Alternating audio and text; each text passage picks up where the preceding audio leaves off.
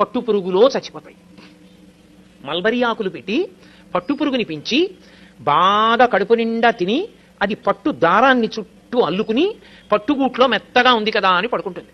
ఇక అది పడుకుని నిద్రపోవడం మొదలెట్టిన తర్వాత ఇక అది బయటికి రాలేదు, ఇక పట్టుదారం మొదలదు. ఇప్పుడు ఆ పురుగును ఒక్కదాన్ని తీసి బయటపడేయాలంటే పట్టు కాయని కోసేయాలి. కోసేస్తే దారం ఇంతంత ముక్కలైపోతుంది. అందుకే పట్టు కాయలన్నీ ఏం చేస్తారంటే మరుగునీళ్లలో పడేస్తారు.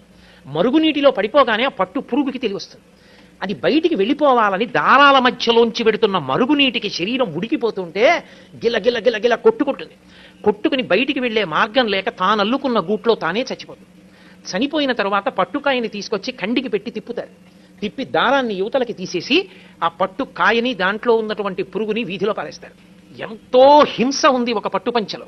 ఒక పట్టుపంచ కట్టుకుని ఒక పట్టు చీర కట్టుకుని ఆర్జిత సేవకి వెళ్లడం కన్నా నూలుతో చేయబడినటువంటి పంచ కట్టుకుని వెళ్లడం సర్వోత్కృష్టం.